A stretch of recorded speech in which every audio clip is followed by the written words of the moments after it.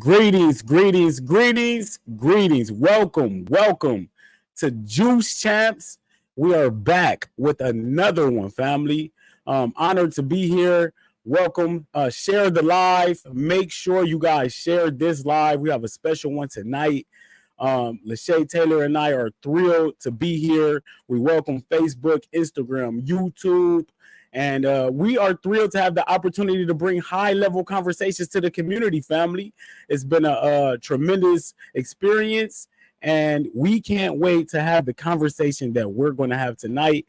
I'm not going to hold my sister, and I'm just not going to hold the conversation very much longer. I'm going to bring both of them on right now. Lashay Taylor and the heraldist, Adama, Alaji. How are you doing tonight, heraldist? How you doing tonight, Lashay? I'm wonderful, thankful. It is such an honor to have you on tonight. We are thrilled. Lashay Taylor reached out and got this done tonight. I'm honored. To have the conversation with you. I'm a huge fan, huge supporter, huge follower. Love your work. And just excited to have the conversation. How you doing tonight? I'm thankful. I'm glad for every opportunity I have to call us to attention, to come to a point and place where it matters to us how we respond directly and correctly on a daily basis to being warred against. No nonsense, no compromise, no foolishness. It's our time.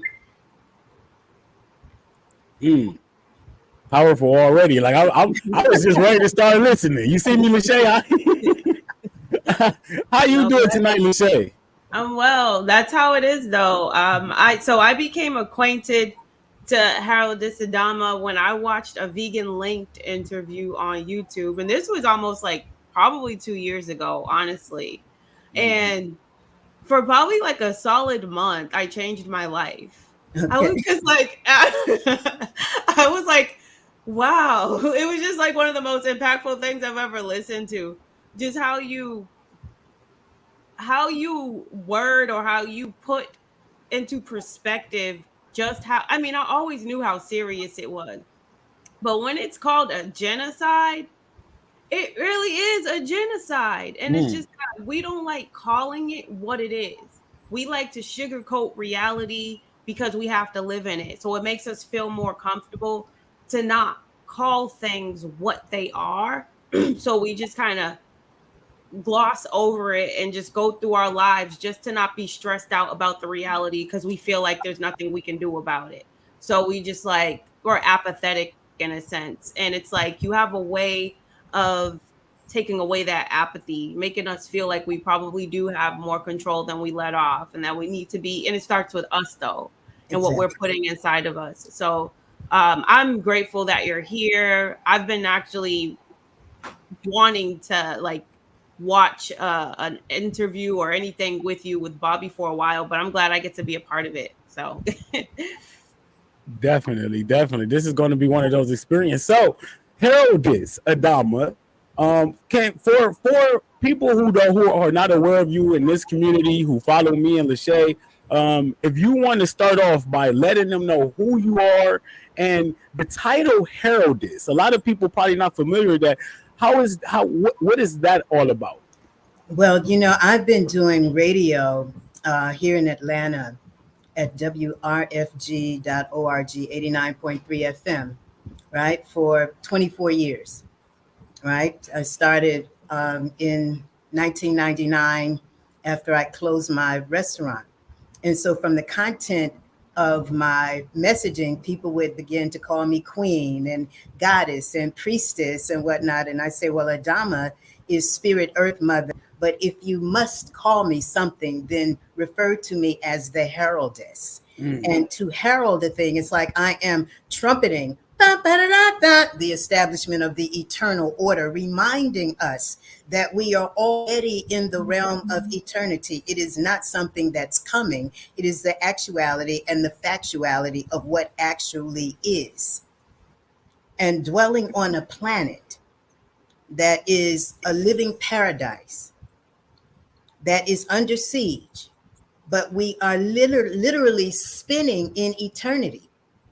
It is beginningless, endless, infinite, and eternal. And we've come from another realm of eternity into this realm through the sacred fluid of our mother's womb, sparked by the sacred fluid of our fathers. And then we have had no support from any of the institutions that have given us any understanding as to what success in life is. Nobody supported us in realizing how sacred and divine our life and our lives actually are.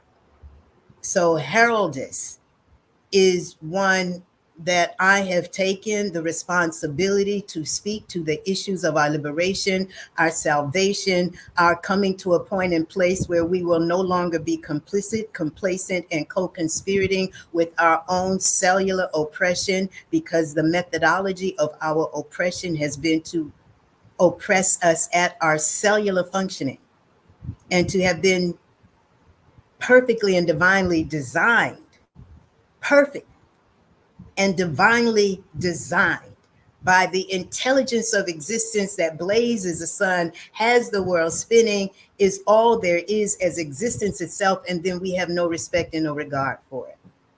So I'm the one to remind us that we are in the midst of absolute law. We are in the midst of that which is our time to make decisions as to whether we will continue to be commodity and slave to our appetites, desires, and passions and whatnot, which is the issue, to be commodified and herded like cash cows in a system, a global system of oppression, in sickness, illness, disease, and death that is predicated on inebriation, indigestion, intoxication, violation, and this whole idea that to be human is to be sinful. To be human means that you have to die. To be human means that there is no perfection. To be human means that you should not aspire towards anybody greater. You understand? To be human means that you accept your failures and you don't exalt any effort in being in the divinity and the truth of all that you are as this point and presence of this absolute and supreme intelligence that other ones refer to as God, Allah, Yah, Yahweh, Jehovah, whatever. I'm saying the intelligence of existence has gifted itself to each and every one of us. All there is, and no other intelligence lives to undermine itself. Wow. Wow. A lot to unpack there. A whole lot to unpack there. I'm blown away. Please share this live. Please share this live. Our people definitely need to hear this information. Well, I'm definitely honored to call you heraldist after hearing that. You know, I'm honored too. And I hear you speak of, and I've heard you speak of this. I think I saw this on Brother Rich's platform, where you spoke about the eternal order. When you speak of the eternal order, can you elaborate on that and give us some definition on that? We are literally on a planet that is spinning in eternity. And there is law that governs all of existence, and everything that has come into existence has come by virtue of there being law. There is order. And we've heard certain things all of our lives. Self-preservation is the first law. Nothing lives to kill itself. Everything exalts a full effort in its living. But to dwell in a realm that is beginningless, endless, infinite, and eternal. And the earth is spinning. When I was a little girl, there was a program called Lost in Space. All right. And I don't know if you all are familiar with that, but now everybody on the planet is virtually lost in space. We're in space, but we're not acknowledging that the space that we're in is eternity already. It is beginningless, endless, infinite, and eternal. There is no end to it. The quantum physicists will say we are always immersed in an ever-expanding universe. It's ever-expanding. You understand? There is no end to it. So when we talk about eternal, we're talking never-ending. Now we've come into this realm upon the planet from another realm of eternity, into this realm of physicality, corporality, materiality. You understand? And we are here for the express purpose of self-realizing, self-actualizing, harmonizing with the laws of existence. Now, many will say we've had lifetimes before, right? And people believe in reincarnation.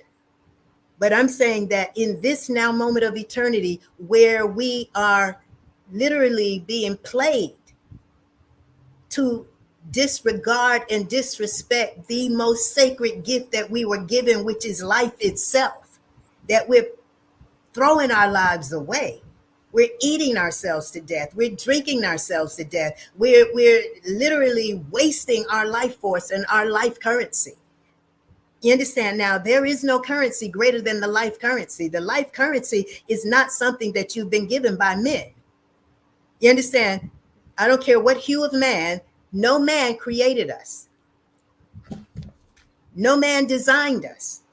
The farmers, the pharmacists, the physicists, the physicians, the surgeons, the doctors, the lawyers, everybody has been poisoned with the flesh of dead animals, the aborted fetuses of chickens, the pus and mucus of cows, artificially colored, artificially flavored, NutraSweet, aspartame, and all of this garbage that is now saturated in our tissues, held and bound by all of the mucus from the breakfast cereals, the pancakes, the eggs, the cheese, which is causing all of the fibroids and whatnot, so that all of this excess weight that people are carrying is excess waste because we have been fed that which we refer to as food is a tool of oppression. And then we have what I refer to as the weapons of mass destruction, which are the alcohol, the tobacco products, and the white sugar, the refined white sugars. Our ancestors were enslaved behind the sugar cane, cutting cane, right? Enslaved behind tobacco. And here we are 450 years later, and we're dying by 40,000 a year from sugar diabetes. We're having our legs amputated because we have so much stagnation. So we are in a system of oppression. Our oppression is systemic across the board. The church supports it. The school system supports it. And we are living in the midst of what I refer to as a death culture, where we've been taught to believe that death is the natural culmination, finality, eventuality, unavoidability, destiny, and fate of what it is to be alive. And I'm saying we've come into this realm of eternity from another realm of eternity. So if you are dead here, how long will you be dead? You didn't come here as a dead person, but you've been programmed to accept death. And what is death? Ceasing to exist, no longer being able to be fully participatory in the reality of life that is beginningless, endless, infinite, and eternal. It's a forfeiture of your life. Death, they say, is the wages of sin. That's what their books say. Then other ones said, ye who believe on me shall have eternal life. And ones will say, I've been saved through the blood of Jesus, or I've been saved through the blood of Christ. But salvation, when you are diabetic and on all kinds of medications and having dialysis and kidney failure and liver, you understand, there's no salvation in that. The whole point of salvation is to not have any sickness, illness, disease, or death, and to be in a consistent state of conscious elevation so that you are maturing. We are here to be the insurance of the continuation, the perpetuation, the exaltation, and the progression of our lineages. But genocide is intended to make sure that our lineages are being phased out of existence because each generation is given more poison than the previous one. We didn't have Skittles when I was a little girl. Our Reese's Cups and whatnot didn't have all of the poison that today's Reese's Cups have. Our Tootsie Rolls didn't have all of the garbage that these things have. Now, it's not children who get up and go to work and make all of this poison. You're either male or female, or a combination of the two. Either way, by virtue of there being order in existence, law of existence, no one is here. No one has been authorized by the intelligence of existence, the will of existence, or the law of existence to come here and be the perpetuators of sickness, illness, disease, and death as popular and common activity, collective learning, and education, and the path of prosperity. That's not purpose. There isn't anyone who is not purposed to exalt a full effort in their living. We should have gotten that. Those institutions that have given us some sense of what it is to be successful in this life, they never gave us the truth of who we are as human beings, what we're here to do, to self-realize, self-actualize, and walk in the divinity, the sanctity, the sacredness of who we are, to the glory of the lineages through whom we've come. Wow. Heraldist, how did you get to this? I'm sorry, Lashay. I know you got probably some questions, but how did you get to where you are right now? Like what got you on the mission and the knowing that you're on right now? I came to the realization very young that there was something wrong in the world, and I wanted to know what it was, and I wanted to do something about it. And as a result of my early years, where, and this, I don't really like to tell the story. People say, what's your story? I'm saying, I don't really want to tell the story. Let me just tell the truth, right?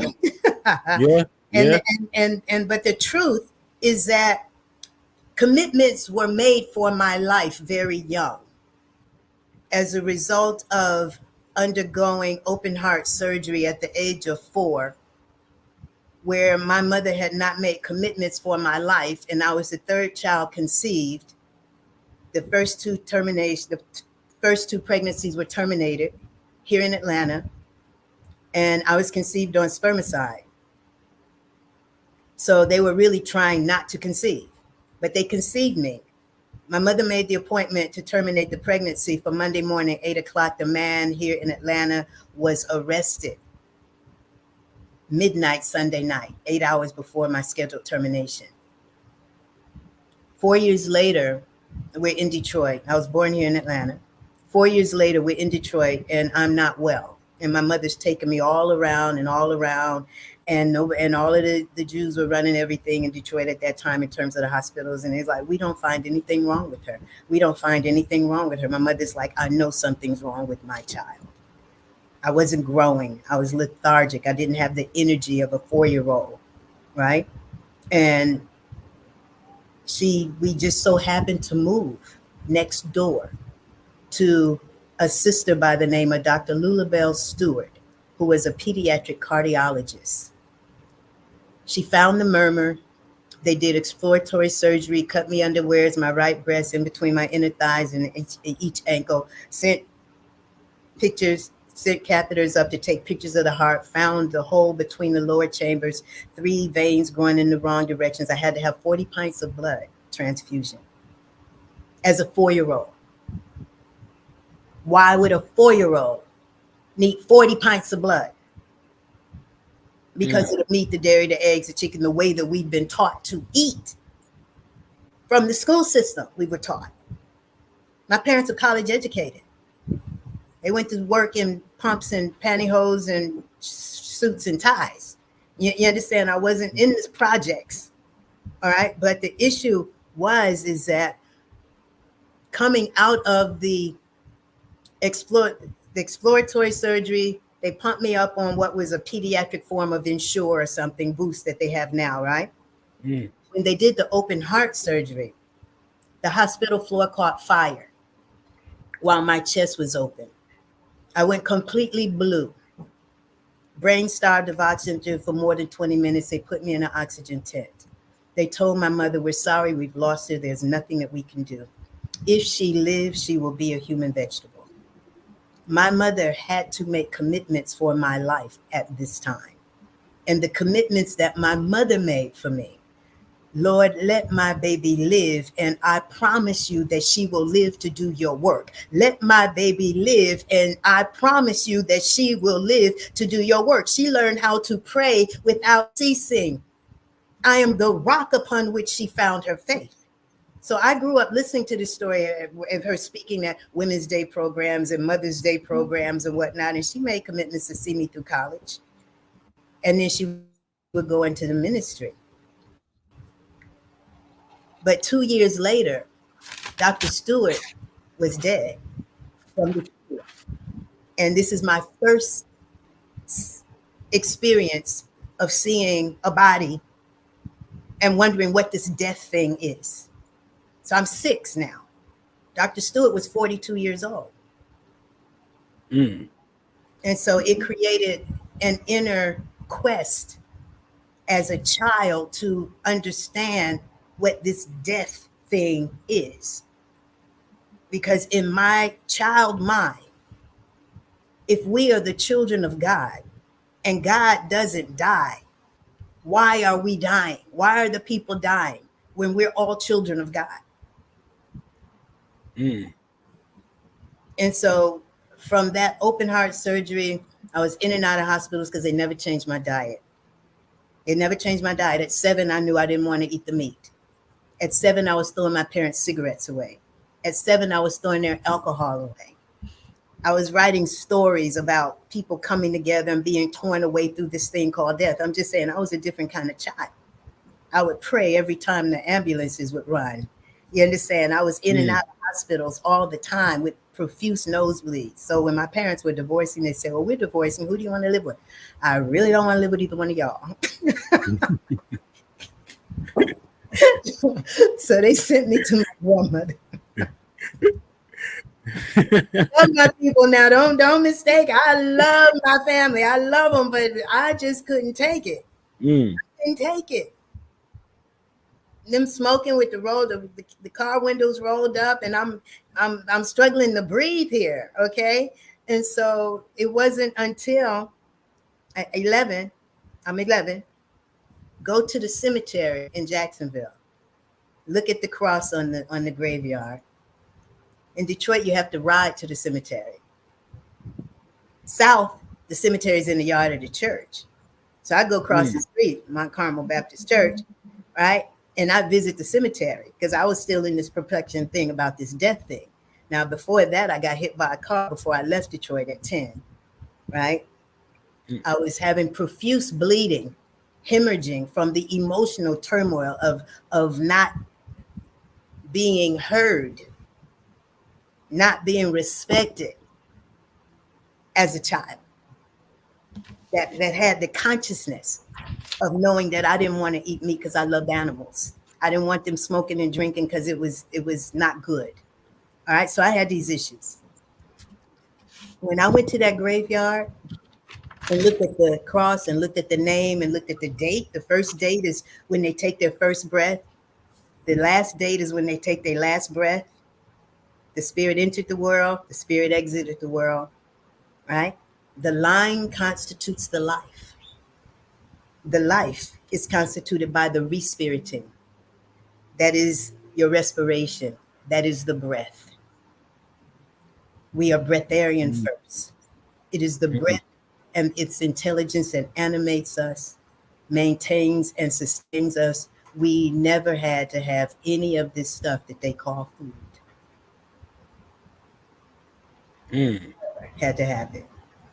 That means had we never had the flesh of dead animals, the aborted fetuses of chickens, the pussy of cows, artificially colored and flavored Nestle's Quick and candy cigarettes and bubblegum cigars and apple beer. You understand? They started the programming as children for us to want to be as adulterated as our parents. So by 21, we're labeled adult. We know shame, game, guilt, blame, and things that we don't discuss with people in terms of what we've experienced, what's done to us, and what we've done. That's common because we're in a system of oppression. feeding us like kids, not respecting us as children that are destined to become men, the progenitor of lineages, and wombed men, the perpetuator of lineages. You ask a child, what are you going to be when you grow up? They say, oh, well, I'm gonna be a basketball player. Oh, I'm gonna be a nurse. Oh, I'm gonna be this. And I didn't ask you what you're doing. I asked you, what will you be? And the children couldn't answer the question. What will you be? Or what are you now, little boy? I said, so what will you be when you grow up? A man. What is a man? You understand? Basic things that we didn't get. Yeah. In terms of being the progenitor of lineages. So our socialization as little girls, we would socialize with baby dolls and easy bake ovens and this and that, where the boys would socialize with G.I. Joes and Tonka toys and trucks and this and that. And the boys that played house with us with babies and whatnot, they called them sissies. So you got two different programs running in terms of girls wanting to be mothers and fathers, boys not even understanding what it is to be a father. Divisiveness. That's the name of the game. Divide and conquer. Yeah. Always. So as individuations of this absolute and supreme intelligence, when we are divided within ourselves, when we feel entitled to do that which undermines us, when we feel entitled to nurse and facilitate any lust, passion, desire, or whatever that can cripple us, and we don't care. We are right with having our toes cut off and having our legs cut off and having our breasts cut off and having our wombs removed. You understand? That's what it is. It's a program. Now we're deprogramming to reprogram so that the conscious care. Now, you'll never do something you don't care to do. I'm trying to set the bar a little higher as to what our aspirations are for our lives, because we will never have anything greater than our lives. There is nothing that can be added to us that is greater than us. There is no currency that man has made that is greater than our life currency that God has gifted us.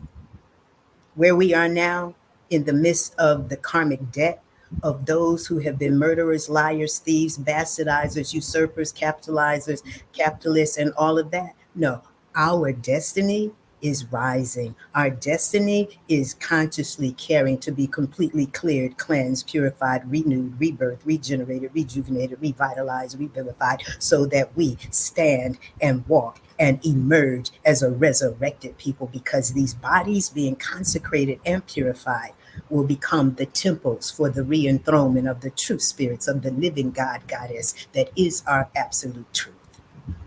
And this is why we're being oppressed. So they don't want us to be in a place where we remember our inherent divinity, where we are restoring the legacy of what we've heard of antiquity, of our great, great, great, great, great, great, and the great, great, great, great, great, and great, great, and civilizations and all of this. You understand? So I'm just saying, that's why I am heraldist of the eternal.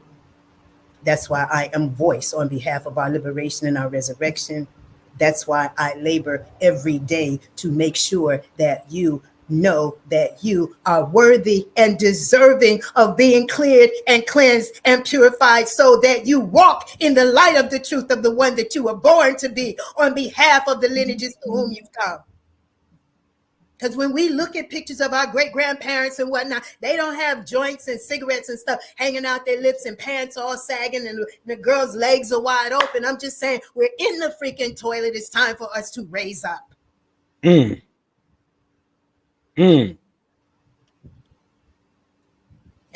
by design.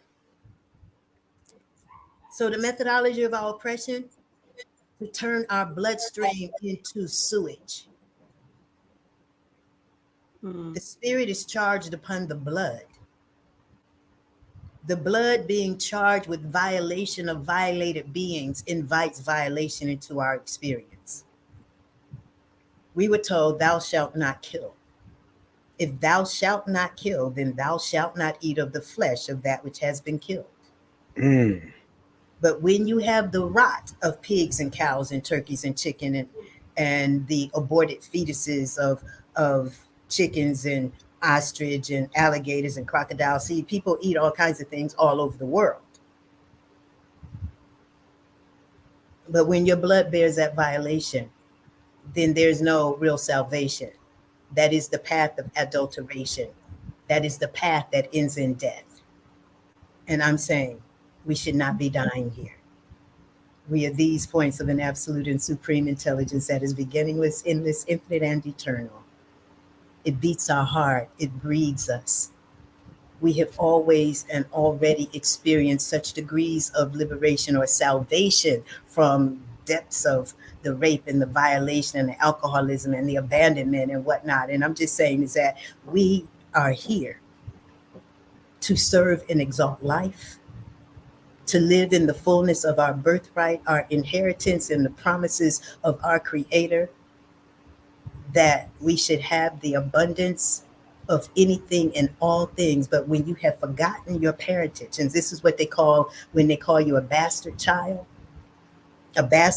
doesn't remember their parentage, doesn't know their father, doesn't know their mother. You understand? And that's why they have us now in this sense of bastardization, so that we forgot that we've come from the eternal. We've forgotten that we are of God. Now it's time for us to remember that. This is share the live, family. I am so. This makes me even more honored and more like I feel so good after hearing you speak about doing the work that I'm doing. You know, about eating properly and getting people to eat more fruits and the natural way of living. Like, it feels right. It feels like that's what I'm supposed to be doing. And I feel like I'm walking with you. You are so powerful. And I got to piggyback off the respiration, the re-spirited. Like, I don't, like, you reprogramming our brains right now. Right. And I'm honored. Lashay, I know you got something to say. You want to ask a question or something. Go ahead. I'm sorry. I'm glad you said the respiriting and respiration, because I wrote that down too, because I always talk about how the spirit, how that word is built into respiration. And I'm like, that's not a coincidence. So like, there's clearly a very anti-life and like an anti-human agenda. And it's perpetuated. It is deliberate. It's intentional.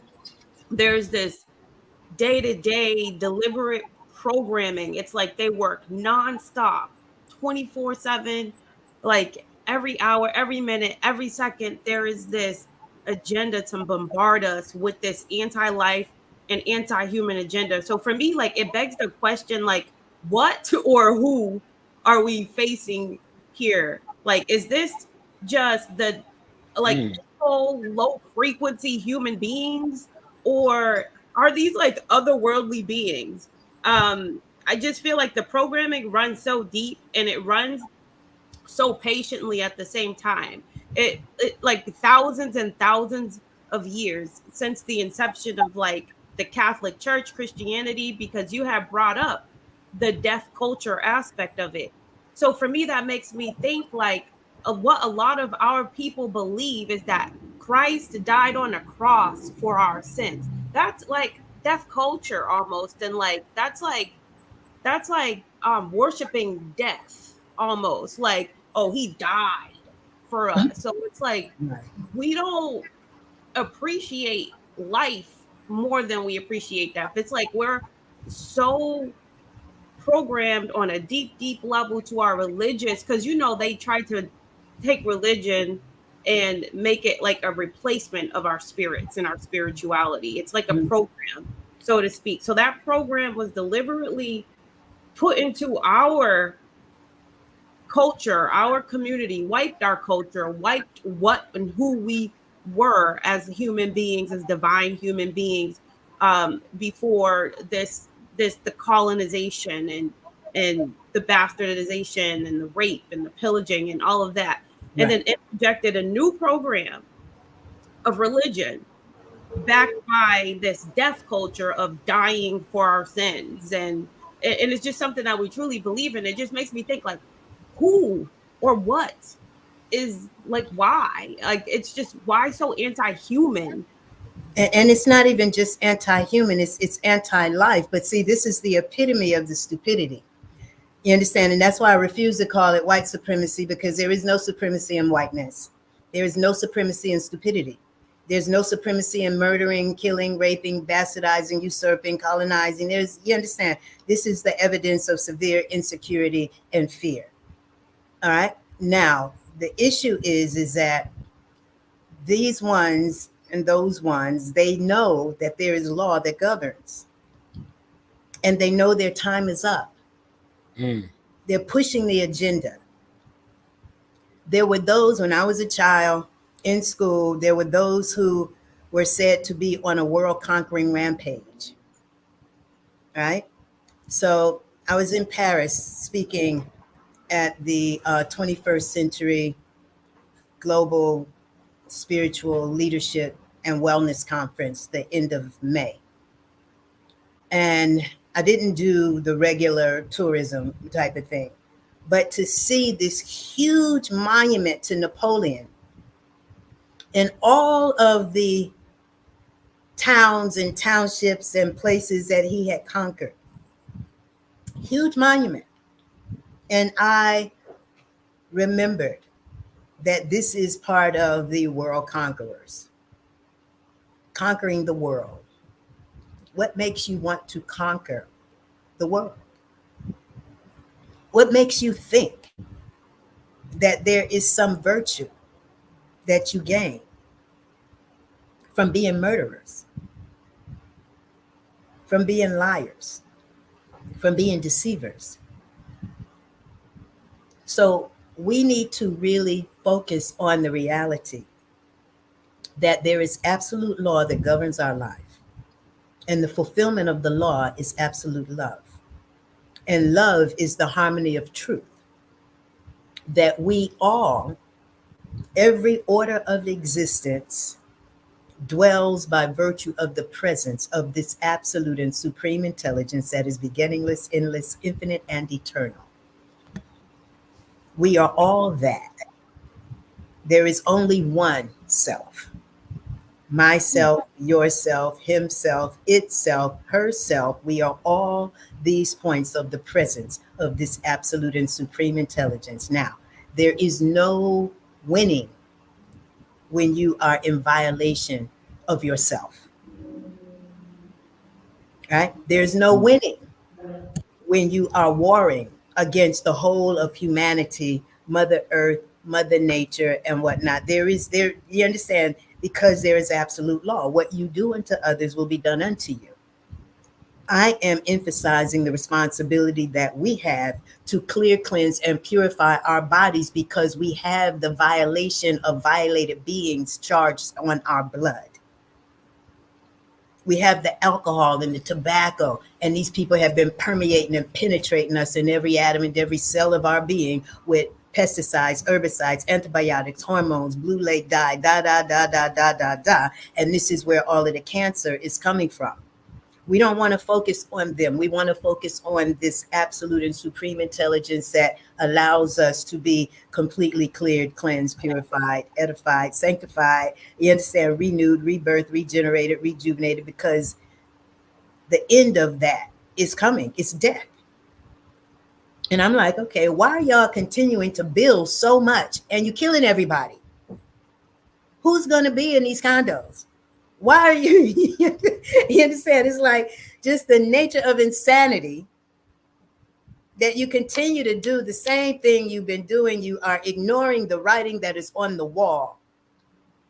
And we as a people, we as a humanity of people, from the blackest black to the lightest light, everybody is under siege. Everybody needs cleansing. Every spirit needs to be reminded of the divinity and the sanctity of the truth of self. It doesn't miss anybody. And people, when I went through my dietary change in college, and it took me from 11 to 19 to be able to get out of the meat, the dairy, and all of that in college, University of Florida, 30,000 students, 1,500 Black, to get to a point where the statistics of our disproportionate percentage of us who are affected by heart disease, diabetes, single-headed households, juvenile delinquency, teenage pregnancies, abortion, all of these things to say, well, because you all are dealing with this, and this is the evidence of your inherent inferiority to us. And when I ask, well, what's the cause? What's the cure? They say, we don't have a cause. We don't know the cure. But because of affirmative action, you're a double minority, both black and female. You can get paid for doing the research. Blacks didn't start going to the University of Florida till 1972. I was admitted in the class of 1975. So in my junior year, faced with all of this, and when they told me that I could get paid for doing the research, and based upon the applicability of my research, of course, they can show me how to slant my study to prove whatever it is I'm hypothesizing. And the applicability of that research to education, to science, to intelligence, or whatever, I can continue to get paid. That was the straw that broke the camel's back for me. And I went directly to God. Show me what this is. Show me what this is. And I realized whose businesses these are. The meat, the dairy, the eggs, the chicken, the fish, the alcohol, tobacco. Whose business are they? Our businesses? These are not our businesses. I went on a personal economic boycott. I'm not giving them another goddamn dime, okay? And I went from eating everything to fruit in the morning, huge salads in the evening, went from 127 pounds to 103, brought my professors to their freaking knees because they could not outthink me. That's why we're being oppressed, so that we can't think. Thinking is being able to hold the light of the supreme intelligence that is your gift upon a thing to come to know it. The religion is the first level of divisiveness based on what gods you worship. Then the socioeconomics based on your education is the next level of divisiveness. Then within our own cultures, we have the different hues of us. You understand? So my grandmama then was like color struck. You And then when you look at who became leadership in the cities or whatever, it was generally the fairer skinned ones. Yeah. Right? The slave masters' great grandsons. And so now we're having to realize the real lies and to come to a point where we are caring to unfold and develop with a conscious care to acknowledge nothing but the divinity and the sanctity and the sacredness of all there is. We are living in a freaking rainbow. You see it when there's the mist. You see it in the oil slick. You understand? The film off my windows has come off, and I can see the colors in the residues on the thing, that we are always living in a rainbow. But your first perspective and perception, and this is what I realized as a psych major, when they were making a determination as to what are the real defining factors that ensure a person's success. Is it heritage, inheritance? Is it socioeconomics? Is it education? Is it your environment? And I'm saying, well, your first environment is your body. So whatever's going on in there is going to lay foundation for how you perceive, how you are able to respond or not. But as a psychology major, to understand that our behavior has been modified with the concentration, the saturation, and the contraindication of the preservatives, the chemicals, the pesticides, the herbs, all of these things that we're dealing with. What we did not remember is that many of us grew up with a craving for chalk, cornstarch, argo starch, dirt. Are you all familiar with any of that? No. Okay. Here in Georgia, there's this white dirt that they sell. Women, particularly when they're pregnant, crave it. I personally was craving chalk, cornstarch, argo starch as a child. I did not realize until I was here in Atlanta on the bus, 4 months pregnant, going to see Lila Africa, who I was spending a lot of time with, he and his family, while he was writing African Holistic Health. And Bill Cosby had given Morehouse College so much money, and they were excavating and this and that. So there's a huge pile of red dirt on top of the earth. And my mouth watered. And it was so pronounced that when I got to Lila, I said, Lila, my mouth watered when I saw all of this red dirt on top of the earth, right? He says, oh, well, your body's just craving minerals. Go get you some clay. My son just turned 42. I have been dealing with this clay daily since then. Mm-hmm. The clay is the natural detoxifier for the nitrates, nitrites, BHA, BHT, artificial colors, artificial flavors, da da da da da da da da. Every species, tropical birds, take poison berries and dip it in clay. Horses have clay licks. The potato, the original potato, is a toxic tuber. And migrating tribes would take the clay, make it a paste, take that potato and dip it in the clay because it neutralizes the poison. And so that's why I'm incorporating that in my protocols for the cleansing. So it's not just about changing the diet. I've seen so many vegan vegetarians in the 46 years that I have been strict and been in one community. I've seen so many vegan vegetarians pass away from uterine cancer, cervical cancer, ovarian cancer, prostate cancer, respiratory disease, because nobody made a proper estimation and guesstimation as to how much nitrates, nitrites, BHA, BHT, artificial colors, artificial flavors, the stuff that was in our hot dogs, our cereals, and all of this stuff from the time that we were children. How do we know this is genocide?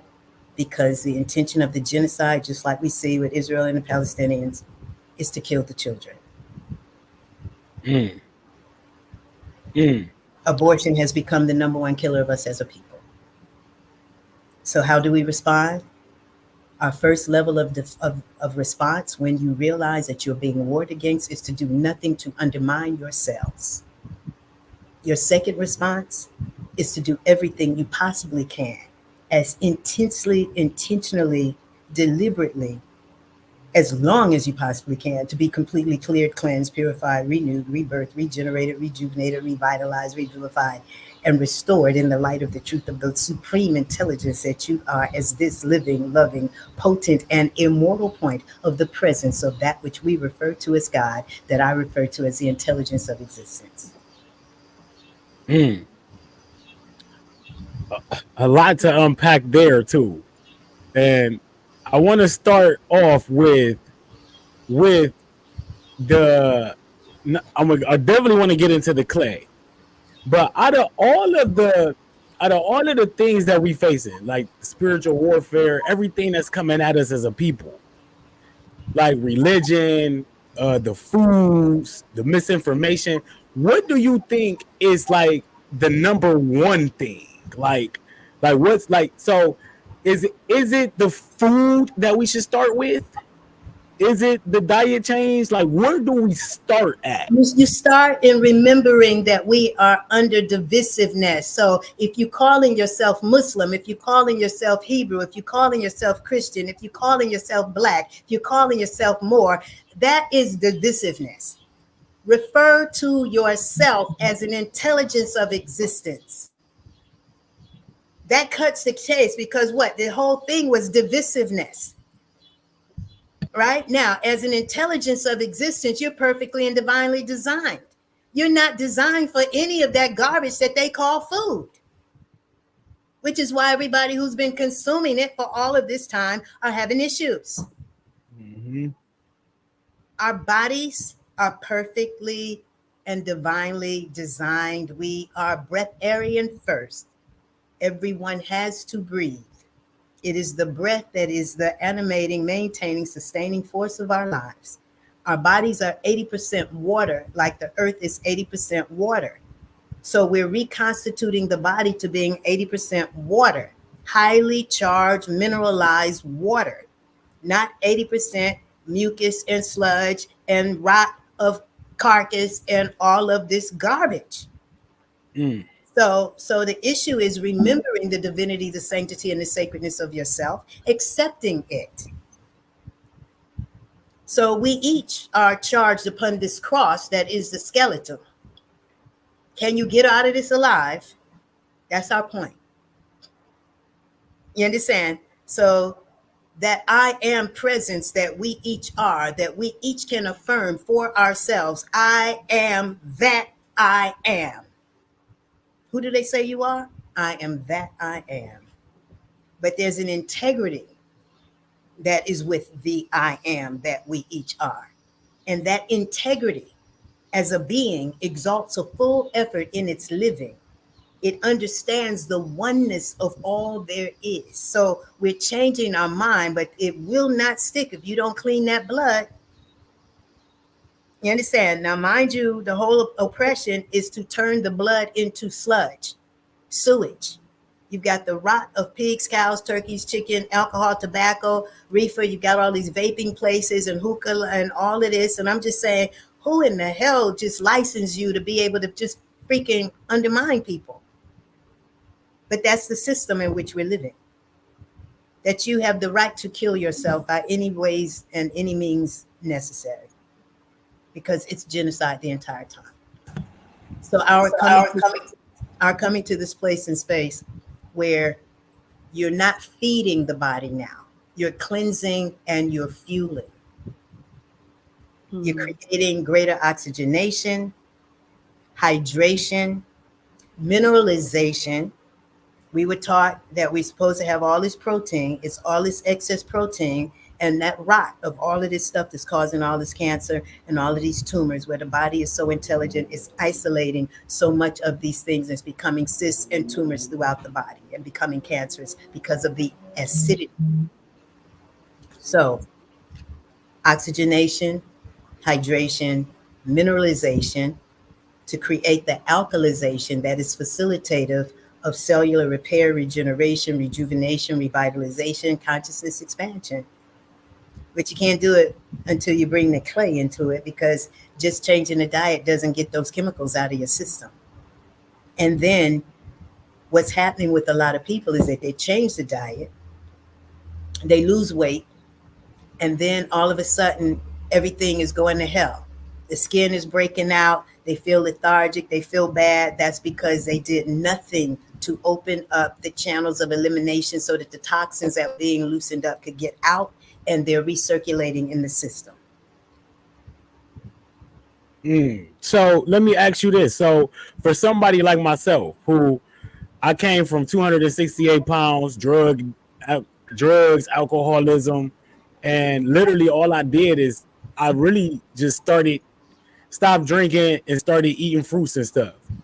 Never really done anything else. So am I supposed to be on like the clay and those chemicals like still that in your body, baby? The nature of the chemicals is that they're not intended to get out. Now, when Hitler's regime was overturned, the United States government gave his scientists asylum here in the United States. They are behind all of the chemicals that are in the stuff that they call food. It is behavior modification. How do we know that our behavior has been modified? Because we feel entitled to undermine ourselves. That is nothing natural. All right. So I've seen people who would do and have the experience of doing all of these drugs for all of this time, all the tobacco, all the alcohol, all of this, and then do a water fast. Right? Yeah. But then do nothing to open up the elimination. Now, what happens when you stop feeding is the body starts loosening up all of this stuff. But if you don't open up the elimination through the sweating and then through the enemas, because the skin is your largest eliminative organ.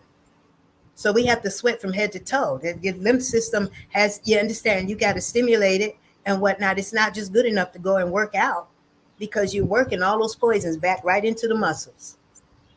And if we're doing a vegan form of the same stuff that we've been taught to eat, there's no alkalization that's really happening.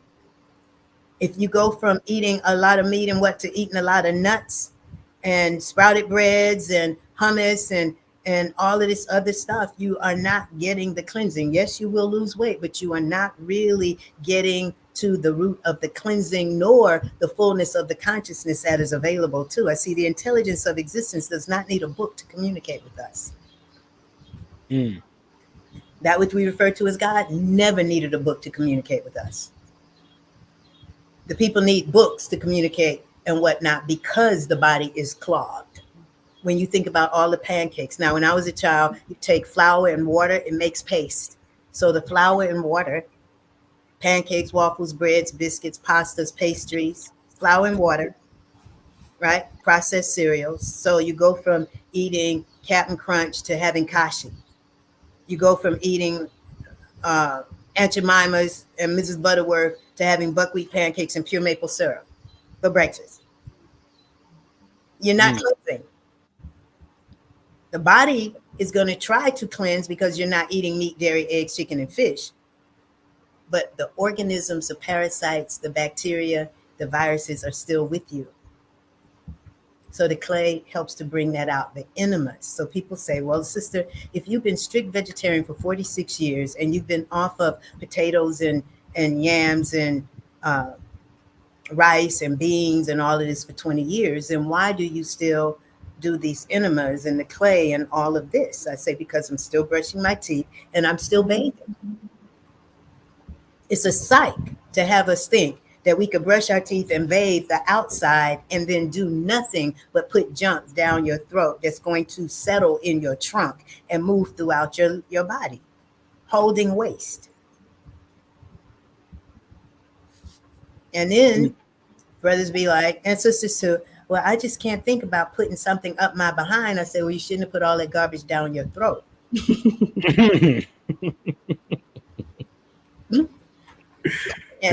And then nobody thinks about all the bacteria that stays in the gums from chewing flesh. You chewing the flesh of a freaking goddamn dead animal 2-3 times a day, and you brushing your teeth. But 40, 50, 60 years of that, plus the sugar, plus the flour that turns to sugar, plus the bacteria that forms and stays in the gums. So I got tooth powder, you understand, got the clay, got the detox bath. I'm just saying, I've created a whole protocol. Why? Because I've seen so many people pass away. It is not good enough to just be vegetarian.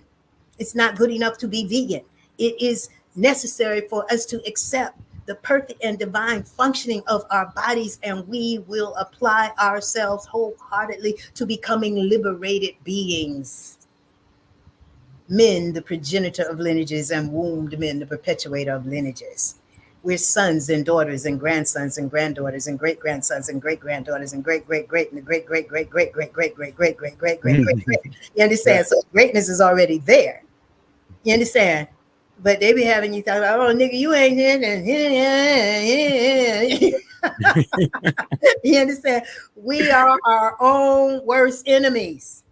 Because Always. it's really hard to feel good about yourself when you are in violation of the primary law that governs your being.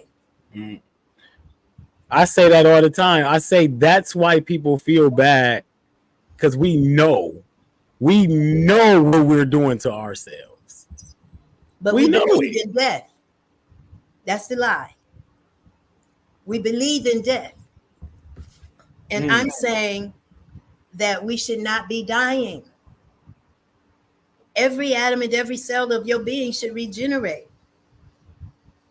So the longer you go, the deeper the cleansing, the more alkalizing you're becoming, facilitating the oxygenation, the hydration, the mineralization, but also the consciousness expansion and taking responsibility for the power of your word, the power of your thought, activating the faculties that you've been given, your faith, your confidence, your knowing that what I say goes, what you say goes. As a man or woman thinketh, so is he or she. You understand? As a man or woman thinketh, he or she. But if you think that you have no value except you got paper, then will you have value? If your paper gives you value, then that means you really are insecure and you have no value. If paper gives you value, not your inheritance, not your gifts, talents, skills, and abilities, not your ability to regenerate, rejuvenate, revitalize, revivify, and bring other ones forward. You understand the secured lineages of people. No, you have a frequency and energy to think that you ain't nothing unless you got some paper. Yeah. You understand? And it don't matter how fine the paper is. You understand? I like $50 bills. I like that copper and then that blue strip. And I'm like, who's making the money, baby? That was good. But it ain't more valuable than my breath and my heartbeat. You could put all of the money that has ever been printed, all of the coin that's ever been minted. It does not have the value of one beat of our heart or one breath that we take. So no, let's have a reassessment as to the gift that we've been given, that is life itself. There is no greater gift. There's no greater wealth. So if the people, everybody has life, then is anybody really poor? If the people have life, and life is the greatest gift, and there is no money that has greater value than life itself, so why are the people poor? The quality of life. The intelligence of the people has been usurped. You are not functioning as intelligences. You are not outthinking. You're not problem solving. You are not having a thought and seeing how the power of your thought brings things into your experience. You are not creative. You are not creating. You are not a vessel of the creator's activity. We understand. And people say, oh man, you know, I'm just a squirrel. I'm just a squirrel in the white man's world trying to get a nut. I mean, just stupid foolishness. You understand? Yeah. Yeah. You understand? But we've been taught to devalue ourselves because we are in a system that devalues all of life. Now, when I was with Mrs. King, Mrs. Coretta Scott King, in 2004, 2003 and 4. And I said, Mrs. King, I was a child watching that march on Washington. Everything in me knew that I should be and we should be progression of us as a people. But you all did not ask the right question. Had you asked the right question, we would be in a different place as a people. She said, what is that question? What makes a man or people feel entitled to capture you, enslave you, beat you, rape you, sodomize you, cut your pregnant bellies open? You know, they're still cutting our pregnant bellies open. Castrate us, set us afire, tar and feather us, hang us, whip us, beat us, declare that we have no rights, that they have the responsibility to respect. But then their whole economy is based upon us. What makes a people this way?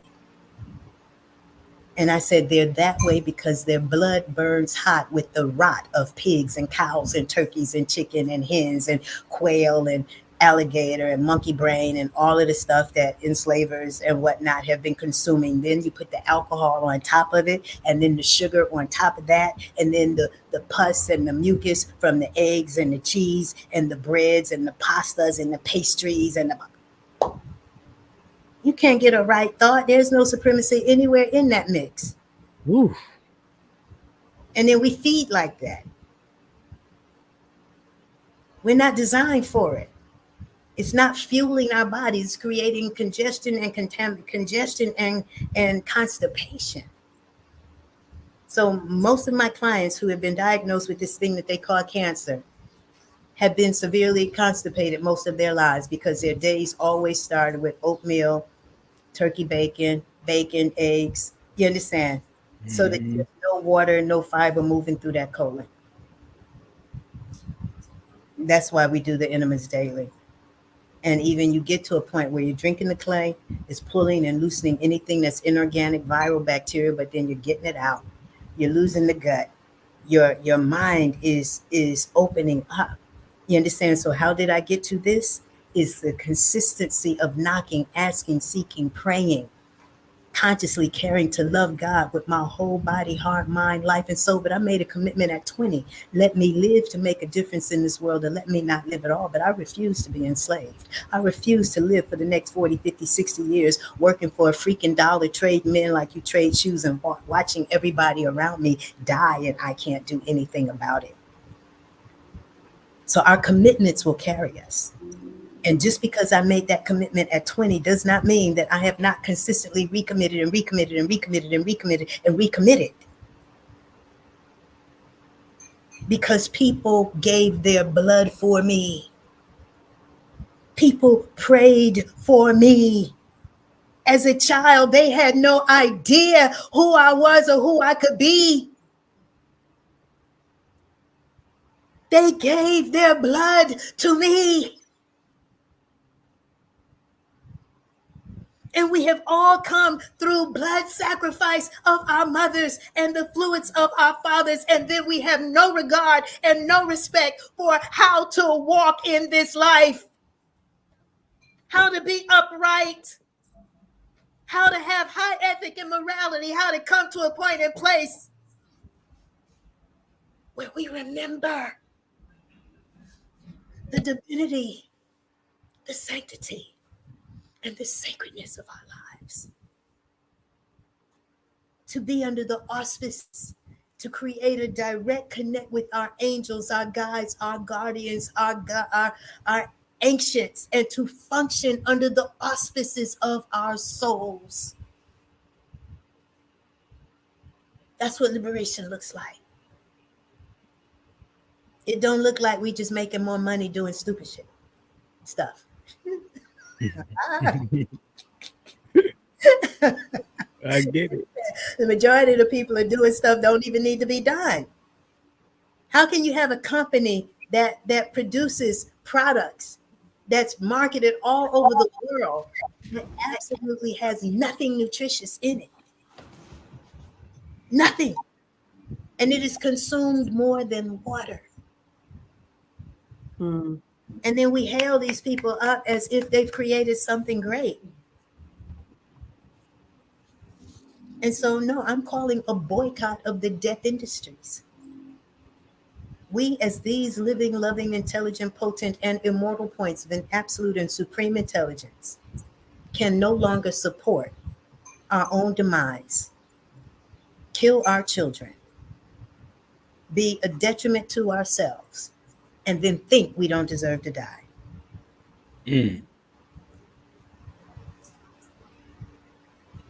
We who were these living, loving, intelligent, potent, and immortal points and supreme intelligence have the opportunity to do what we've not seen done. To love this absolute and supreme intelligence with our whole body, heart, mind, with all of our might. To consciously care to honor the lineages through whom we've come.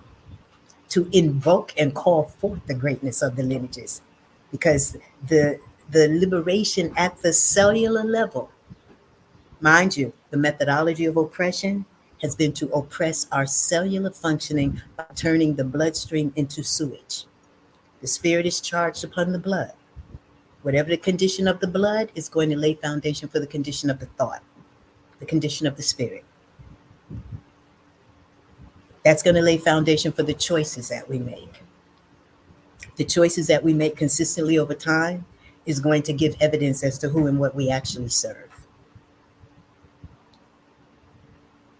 But because there's absolute law, I am the voice of reason and warning that when you work on behalf of the corporate deities of death, the meat, the dairy, the eggs, the chicken, the fish, the alcohol, tobacco, the sugar, the soda companies and whatnot, you are literally working towards your own demise. By law. Your life force was not given to you to undermine the life force of anything and anybody. So you're going to get what you put out there. So we know that there's a cataclysmic ride with demise that's happening. We don't have to participate with it.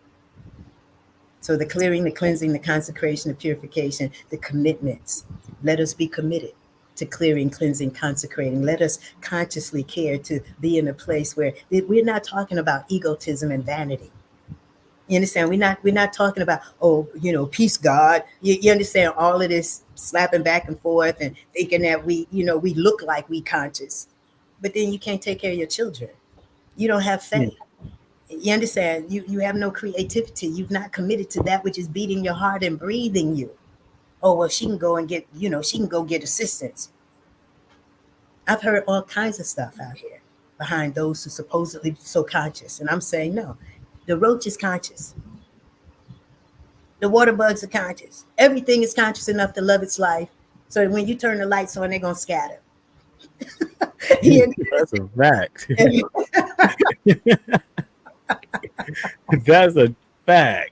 You understand? Everything that lives is conscious. So we're not saying I'm saying there's no unconsciousness. There is a deliberate attempt to make sure that we are not responding correctly and directly as intelligences of existence. That we have become complicit, complacent, and co-conspirating with our own cellular oppression because we feel as though it is the free will that we have been given to be wrong. We've been given the free will to be enslaved to whatever appetite, desire, passion, or lust that we care to indulge ourselves in. We think that that's freedom. And I'm saying the freedom, when you look at the word freedom, the freedom, the present frequency of your energy, your liberation has to happen at the cellular level where you are literally being charged. So the herbs are the cell food. The water helps to push the things, the toxins out.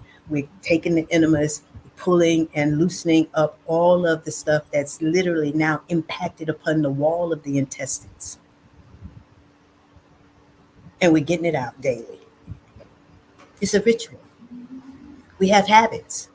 Our habits are not necessarily serving us, but the difference between the habit and the ritual is that the ritual has the intelligence of existence, or that which we refer to as God, at the heart of it, the why of it.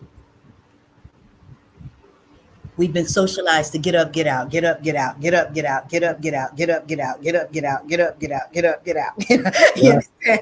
Get up, get out. And I'm saying, nah, we ain't doing that no more. we gonna take some time. We're gonna clear and cleanse ourselves, center ourselves, listen to the cosmic I am, get your own affirmations going, begin to make a deliberate attempt to call forth the greatness of your day. You understand? You are a co-creator with your day-to-day existence.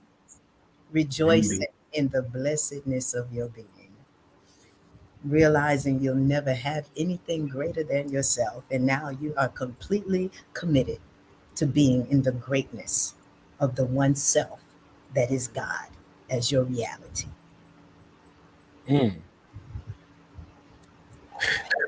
Shay, you got anything you want to say? Like anything? Any questions? I mean, I'm a student right now.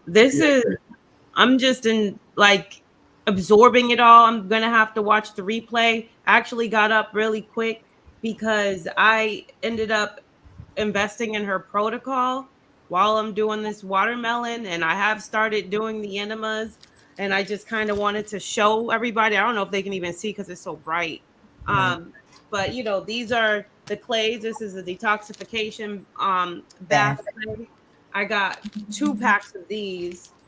And then this is the internal cleansing clay for health and beauty. So I've actually been using these for the enemas. And then there's also like face clay.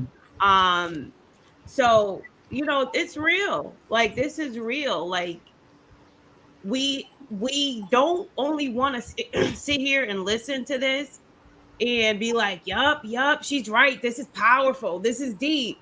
And then after the broadcast ends, be in our heads about making change, making excuses for why we can't invest in true intracellular cleansing. And then realizing that this is not only a temporary thing. This isn't something we just doing for the summer. This isn't something we doing just because we in the energy of it. But this is something that we must commit to for the duration of our lifetimes. And like, you know, putting a finality on anything and speaking in absolutes is scary, you know, to a lot of us because we're really stuck and set in our ways, and our egos are still attached to our old ways of being, and we're still extremely addicted to the poisons and the toxins and all these things that deteriorate our health. However, if we are just as easily committed to keep eating like trash and poison and decreasing our length of life over the, you know, or just deteriorating our quality of life, then we can just as well use the same amount of mental energy to start reprogramming ourselves to want to live the rest of our lives being committed to cleansing and like making this a lifestyle, not just something we're doing for maintenance so that we can go back to yo-yo dieting into those ways. And so that is just my message. And I'm not only just speaking to you guys, I'm speaking to myself, because it's a reprogramming, it's a journey, but we have to make a decision. Right. And I'm 46 years into this. I've done extensive fasting. Most people who are doing fasting are not doing enemas. If you fast, you should do an enema at the top of the day and the end of the day, because the body is cleansing, particularly in the kind of heat that we're having here in Atlanta.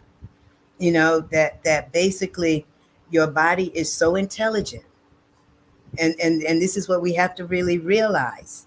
We are intelligences of existence, perfectly and divinely designed. And for the 24 years that I've been doing radio, for the 46 years that I have been teaching and really advocating for us to really respect the divinity that we refer to as God. People giving lip service to God, but then after the good word, then you go in and sitting and having the flesh of chickens and the flesh of pigs and all of this. This is why the preachers say, oh well, we gotta deal with Miss Betsy and the sick and shut in, and you understand, but who's healing? Nobody's healing. It is duty, obligation, and responsibility as women. Right? See, we never had to be licensed, certified, and degreed to be women. We did have to get licensed, certified, and degreed to be ministers and teachers and nurses and dietitians and nutritionists and school cafeteria workers and all of these ones who are maintaining a system of poisoning our children. But we never had to be licensed, certified, and degreed to be women. To be the wombed man means that you have been gifted the cosmic trust of ensuring the perpetuation of your lineages. But who taught us that? Who supported us in knowing that? Some of us have had grandparents, grandmothers. My paternal grandmothers were midwives and healers. This is where it's coming through. And I knew it was coming through that side of the family, because on my mother's side of the family, we're ministers and teachers and people who move the spirit. But this healing aspect, it had to be something already in me. And this is where we have the opportunity to realize that our inheritance has been passed through the lineage, in the genealogy. The toxic food puts us on a DNA lockdown so that we are not accessing our true inheritance. We think inheritance is just dead people leaving us something. Mm-hmm. That's what they think. Yeah. But it's the living intelligence. It's a living inheritance that we can access. And so I'm just saying, let's go deeper. Definitely. You understand? Let's go deeper. Let's make the commitments. Let's be in a place and space where we are making the determination that we who are living in this now moment, we who are hearing my voice, we who are caring to not just change our diet, but walk in the light of the truth of the ones that we were born to be, as some of the most powerfully gifted spirits of God upon the planet, because the only success in this life, and I'm going to say that definitively, the only success that there can be in this life is to participate in the emergence of the kingdoms and queendoms of God. You understand? Because all the money in the world is not going to reverse your cancer, your heart disease, your diabetes, and buy you new organs. And you understand? So when you have a whole system of oppression that has poisoned everybody from Jump Street. So even if you pull the children out and you take their organs are still permeated with garbage to give to this one who can pay for the organs. You understand? So this organ harvesting and body part exchange now is like the epitome of stupidity in a system that has marginalized, anesthetized, inebriated, intoxicated, violated everybody from birth. And then you want to give your body parts to somebody else. And what I've seen with those ones who got somebody else's kidneys per se, they never treated the new kidneys better than they treated the old one. It's true. Back in the same spot. Yeah. You understand? So it Yeah. matters that we respect ourselves. It matters that we are not, it's not about veganism, it's not about vegetarianism. It's about functioning as intelligences of existence, men, the progenitor of lineages, wombed men, the perpetuator of lineages, and to know that we are here to ensure the progression, the exaltation, the continuation of the lineages through whom we've come. Nobody's going to give you a greater purpose in being, but to realize that, to self-actualize and self-realize, to walk in the divinity of the truth and the sanctity and the sacredness of who you are is your purpose. Well, I don't know what my purpose is. I said, that's by design. You understand? We don't have a freaking clue as to what the purpose in being is, but the purpose is in being in the integrity of the divinity, the sanctity, and the sacredness of who you are as this point of the presence of God. It's time for us to get in tune. It's time for us to get in tune right now. Absolutely.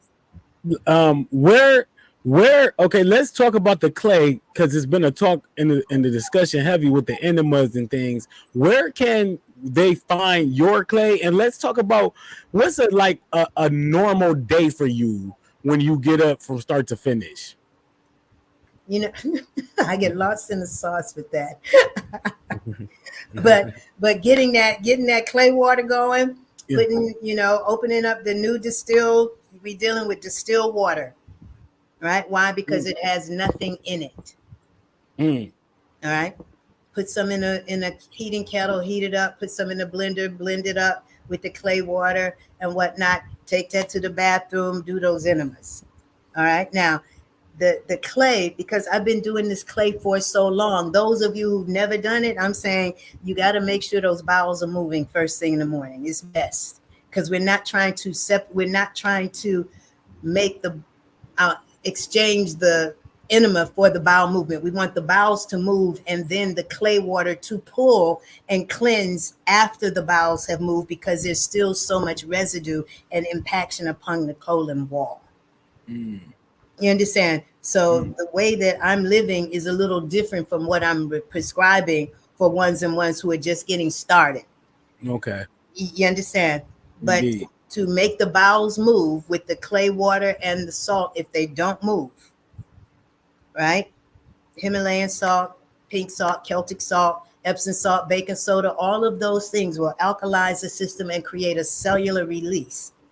Now, I generally ask people how often their bowels are moving. And they'll say once a day, once every other day, once every 3 days, once every 4 days, twice a week, whatever it is. We want to begin to get those bowels active. And the reason why a lot of people's bowels are not moving is because they do not eat enough fruit. So we're starting the day with the enema. We're putting the tea on. And so I have what I call my master blend. And that has, 70 herbs in it. Brain, liver, kidneys, 13 medicinal mushrooms, everything else from alfalfa to yellow dog. Daily. Put it in like a Mr. Coffee, making a pot so everybody in the center can get their own, right? And then the first meal of the day after you shower and bathe and finish with the toothbrush and whatnot, and the charcoal tooth powder, I use that. And I suggest for people who are having any issues to do the oil pulling with the coconut oil or the sesame oil prior to, and then use the charcoal-based tooth powder. Now, it's the charcoal that's in it, but it also has the triphala, it has the alfalfa, it has the black walnut hull, it has the clay, it has the salt, it has the baking soda. It's a whole thing, but you're going to see the difference in any kind of gingivitis, periodontal issues, tightening of the gums.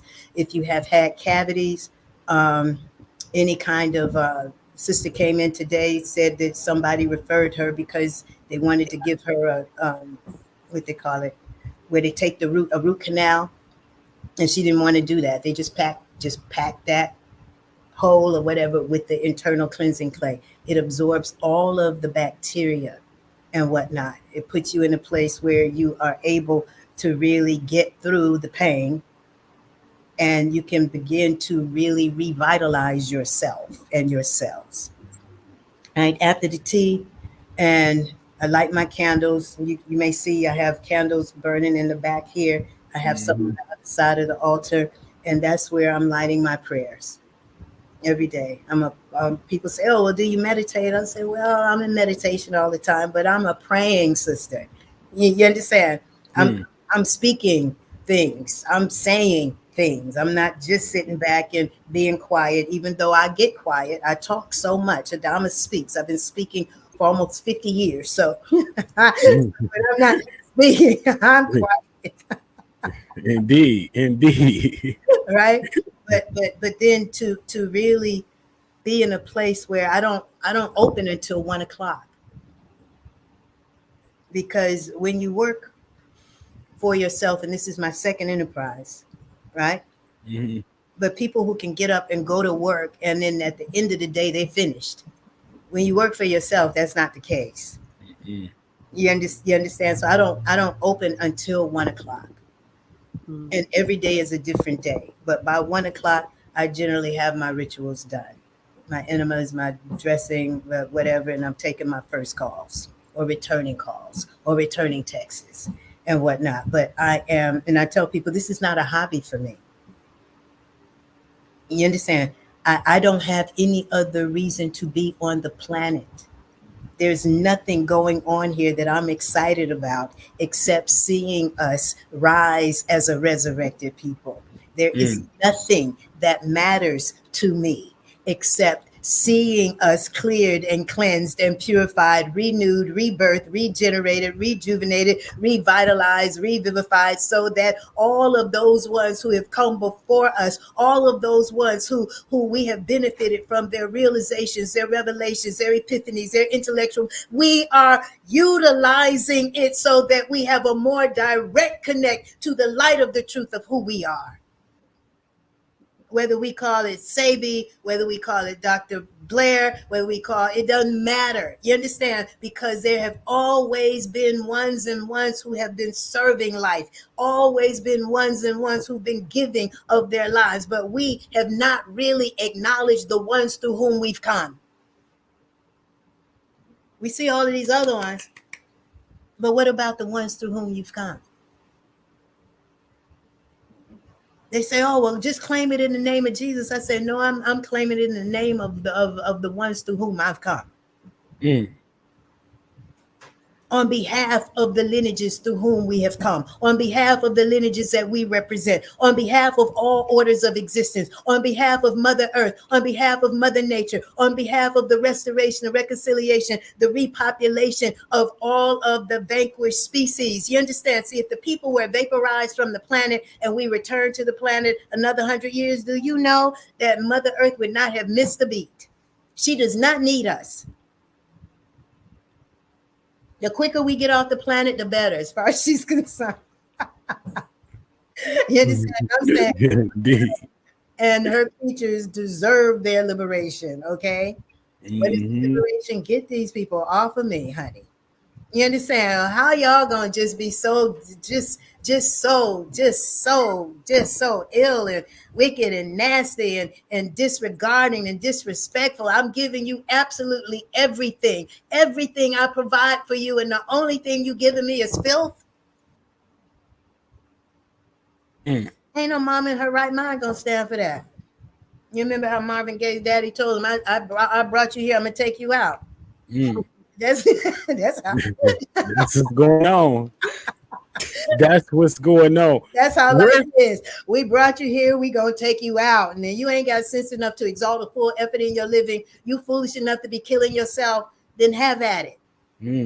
But there ain't no glory in it. And I don't give how much money you had. It ain't worth your life. It ain't. That reminds me, I was just down in Atlanta over from Wednesday to Monday. Okay. And I was at a conference where it was all about wealth. And as I was sitting in there looking at everybody, you know, just like eager and enthusiastic about making money, I seen how many of us were unhealthy. And it reminded me of what we doing this for. Like, our true wealth is in our health. you know, and you can't spend no money or live life or life in fulfillment if you're not healthy. Right. And nobody really understands the significance of what health actually is now, because we're looking at health as being free of a diagnosis, right? And from the time I had my strict vegetarian restaurant, Little Five Points, here in Atlanta from 1994 to 1999, right? And these big guys would come in there and they'd be like, I'm healthy. I'm like, brother, if you eating the flesh of dead animals, the aborted fetuses of chickens, the pussy milks of cows, and all this pancakes, waffles, bread, biscuits, and you think you healthy, you're delusional. Yep. And I don't care how well you think you do, whatever you do, I can tell you missing some stuff. You missing some strokes. Hey, I think everybody got to reevaluate their situations now, because it makes so much sense. Like, we think we can just stop doing one thing and start doing another thing and we fine. But there's a lot of protocols and a lot of things we need to follow in order to get the results and the benefits that we need from what we're doing. So where can people find your clay specifically? Well, you know, my number for life support, because there is no website where you can just buy online, because I talk to people. Okay. All right. Now, there are many ones you can just buy online, but they've not taken into consideration whether you had the COVID shots. They've not taken into consideration what your diagnosis has been, how many medications you're on. You understand? Y'all just, so no, you have to talk to me at 678-760-9299. All right. And that's how you get started with me, because I realize that we get 24 hours, 7 day a week support in undermining ourselves. All right. And this is more than just drinking some clay and taking some enemas, because I provide audio files. I provide a reprogram towards conscious immortality. I provide a Tuesday night Zoom call for support. I'm still on radio every Thursday night, WRFG.org. Thursday midnight Eastern Standard Time to 3 a.m. every Thursday night. And there are archives available. The program is called The Meeting of the Inner Circle, in its 24th year of production. Wow. And then congratulations. Thank you. And then I host and facilitate a Sunday empowerment circle here at my center at 1830 Cheshire Bridge Road here in Atlanta. And otherwise, you can just put Adama Speaks, Adama Speaks, into YouTube or any search engine, and begin to really listen. Because see, the issue is that we've heard the lie for so long. Adama. I'm sorry. We've heard the lies for so long that we've internalized them as if they were the truth. And so are coming to a point where we become intensely intentional for truth, because we were told, know ye the truth, and the truth makes you free. Right? And I remember one of my listeners called in years ago. They used to try to debate me. Nobody debates me anymore. They used to try to debate me. They say, well, sister, don't nobody know what the truth is. I say, you don't know what the truth is because you did not ask for the truth. Indeed. Those of us who knocked and asked for the truth know the truth. See, you get what you ask for. That's how the law works. You get what you ask for. When you are intensely intentional about anything, you're going to bring into your experience the things that helps fulfill that. Period. You understand? The junkie gonna want more drugs. The prostitute gonna want more Johns. You understand? The wino gonna want more wine. Everybody get what they want. It's just that we have just such a low frequency and vibration of what we're asking for. So I'm saying, no, you might as well ask to walk the face of this earth in the integrity of the truth of yourself, but you have to be cleansed in order to do it. You have to be caring. It has to be consistent. It's not something you do. I talk to people all the time and they say, well, I used to be vegetarian when I was in my 20s. I say, well, how old are you now? You're in the 50s. So you got 30 some years of more accumulation. So this is not something you stop. You're not going to stop brushing your teeth and bathing. But to do internal cleansing is like, it's like, why? I'm saying, why would you not? You live in the body. You don't want to be clean inside and out. And so I'm having good results from brothers who have been diabetic and they got these serious holes in the foot, toes that's falling off and whatnot. I'm telling you, it reverses everything. Consistency over time. We're perfectly and divinely designed. You have to deal with the earth. The earth is a planet, but she is a paradise. She is an intergalactic spaceship that is 80% water. She hosts us and provides us absolutely everything we require. But we rather take the chemo and we rather take the radiation. We don't want to drink no dirt. Sister told me, she said, "Ooh, I can't even begin to think about drinking no dirt water." I was saying, well, that's how I feel about the flesh of dead animals. Right. It's really not that bad either, though. I started drinking it the first time. I was like, it really wasn't as bad as I imagined it to be. It went down smooth. It's no different than drinking, I don't know, like tea or I don't know. It just really better than that Skull. Better than that Hennessy, better than that cognac, better than that stuff that's gonna burn you up and rob your brain cells and destroy your liver. Now we can swallow any kind of poison. Yeah.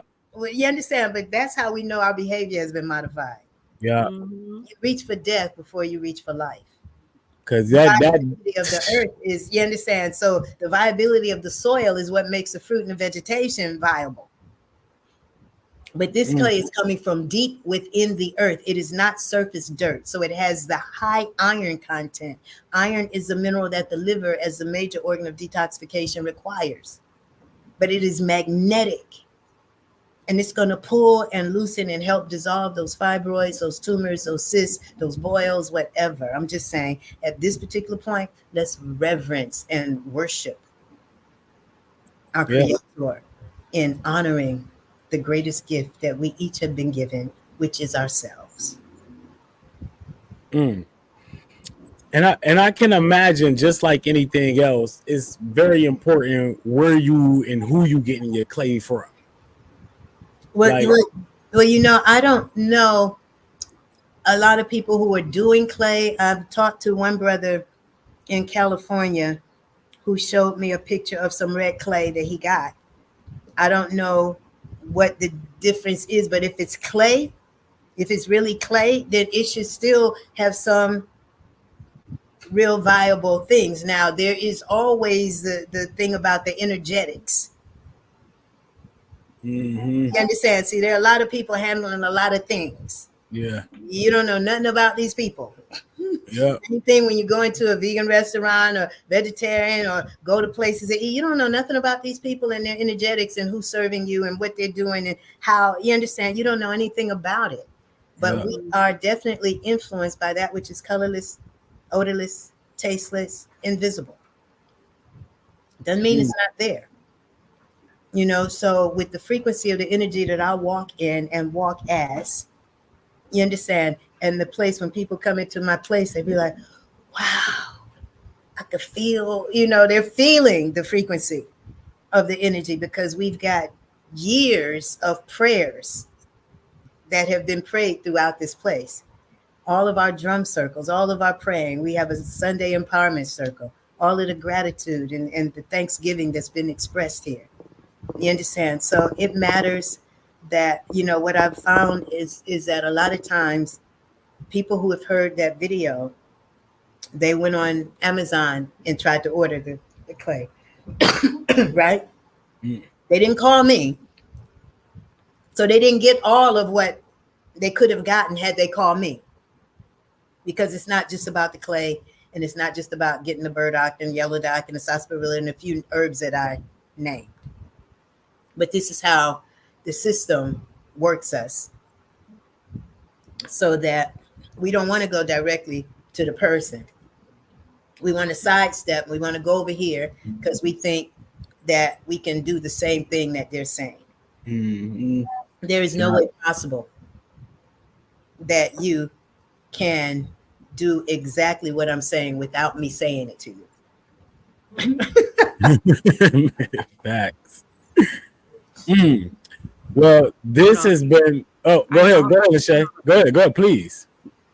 We had a conversation when I had asked Adama if she could come on the podcast, and there was one thing we were talking about food, and you had made a comment about how you like raw veganism. I don't think that's realistic for a lot of people, especially depending on where they live. And you had made a comment when you said minerals cannot be destroyed by heat. Right. I don't know, kind of provided some sense of relief to me in a weird way, because it's been my goal to eat as high living food as possible.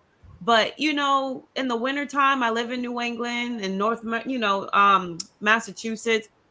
It gets cold, so sometimes you want to eat something warm, but then I'll feel guilty about it's not raw, like the dogma of the lifestyle, so to speak. And I try not to be like that, but you be in the community long enough, you allow certain schools of thought within the community to kind of like fear you into a belief system, so to speak.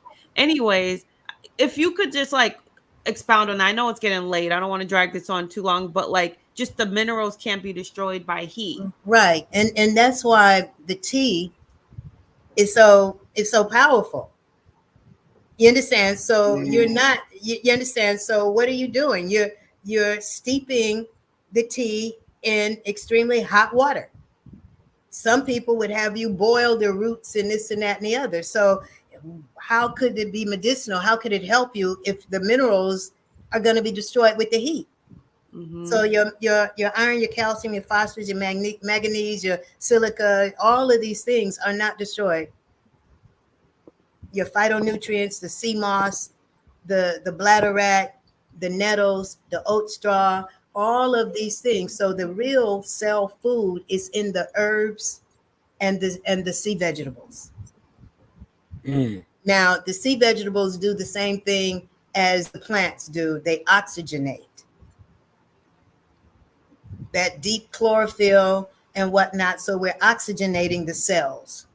We're helping to release. And I know that you all, do a lot of juicing and whatnot. And so you could do that. But also, I have in my recommendations where you can take your seaweed and say pumpkin seeds, put them in a Vitamix or a blender, add hot water to it, and then add your red bell pepper, your okra, your zucchini, your yellow squash, your avocado, a little tahini and whatnot, your jalapenos or whatever, and make a really nice hot soup, blended soup.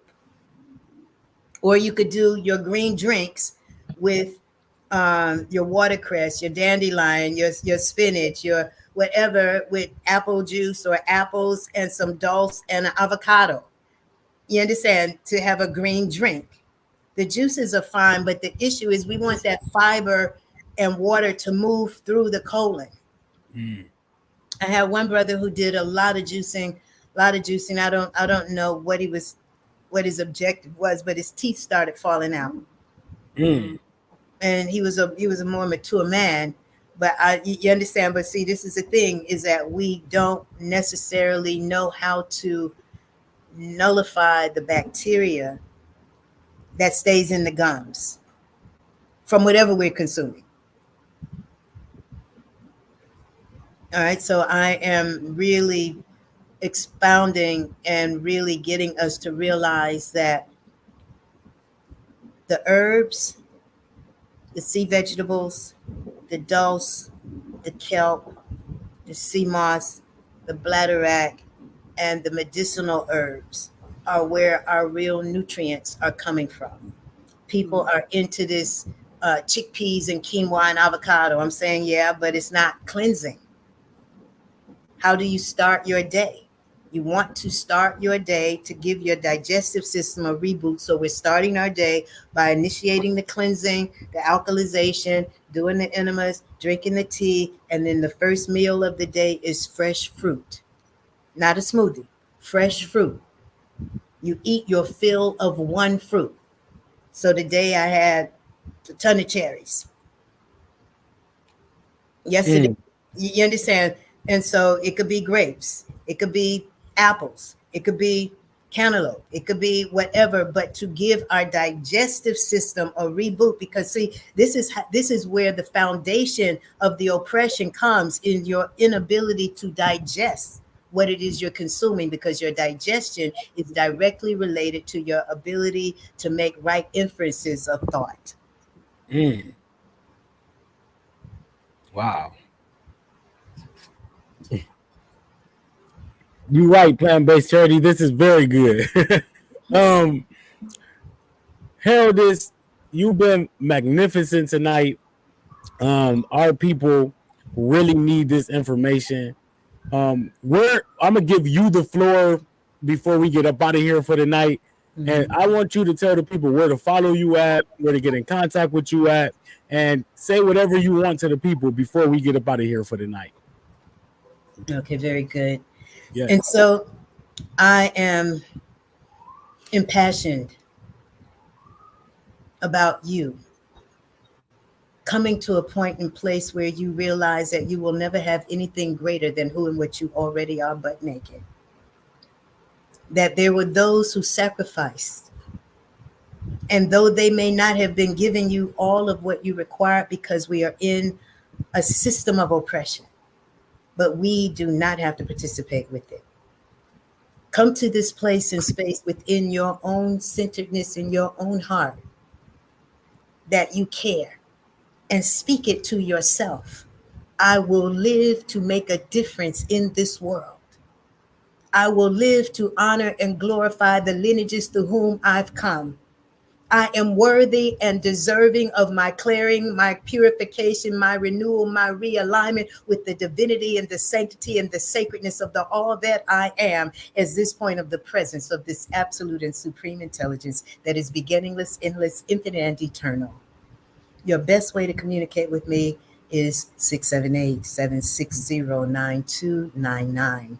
You can listen to me as much as you like. I've got an unlimited amount of content at bbsradio.com. I've got, if you just Google Adama Speaks or YouTube Adama Speaks. Join me on Thursday nights at wrfg.org, midnight Eastern Standard Time to 3 a.m. Otherwise, my email, adamaspeaks@gmail. And those who are in the Atlanta area, we are open 1 to 8 most days, Saturday by appointment, Sunday Empowerment Circle at 1830 Cheshire Bridge Road, Northeast Atlanta 30307. Do not let it be said about you that you didn't care. Do not let it be said that you were a detriment to yourself, a detriment to your family, a detriment to your lineages, and that you spent your time killing your children, feeding them the flesh of dead animals, the aborted fetuses of chickens, the pussy mucus of cows, hot pockets, and all of this garbage. Let us now create a boycott of the death industries by exalting a full effort in our living, our loving, our exalting a full life's urge in regaining our footing upon the path of eternal life, our feet firmly grounded and founded in the soils of absolute truth, and we becoming radiant under the light of an absolute and eternal sun as the emergence of the kingdoms and queendoms of God arise. I am the voice of our liberation, our resurrection, and heraldess of the eternal, and you and I are here to be fully participatory with our resurrection. I love you with the perfect love. I look to hear from you soon. Thank you so much. Amazing, amazing, amazing, amazing. Lashay, I'm blown away. I'm blown away. I'm so grateful to have introduced you to the people who are in our sphere of influence. I was looking at the comments. They was like, I don't know who this lady is. I love her. I was like, yes, they know who Yes, yes. Well, I'm self-appointed general in the army of God, and it's our time. Okay, don't be feeling no way. It really is. Come it on really with is. Come it on really with is our time. It really is, and I'm honored to be here. Honored to be speaking with you. Honored to be doing the work. And I look forward. We're going to bring you back on. It's so much more to talk about. I We know. definitely could. We could fill another 2 hours. You know what I'm saying? So we definitely gonna do that. And I appreciate you so much. Thank you for all the information. Thank you for all the work you do. Thank you for all your service, for all the years you've been putting in. And I'm just blessed and honored to be a part of this. Thank you. Thank you. Thank you. Thank you so much, Bobby. Bless you. Thank you. Thank you. Appreciate you so much. Wonderful You're here time. anytime you're getting your package, okay? Yes, yes, yes. Have a wonderful night, Harold, as you enjoy your evening. Absolutely. Thank you. Listen to me tomorrow night. Tomorrow night. 89.3 FM WRFG.org midnight. There it is, WRFG.org midnight. Make sure y'all check that out. Make sure y'all contact her for all the products and services that she have. And with that being said, we're out. Y'all have a wonderful night. Thank y'all for showing up and showing out, family. Peace and love. Thank you. Enjoy. Peace.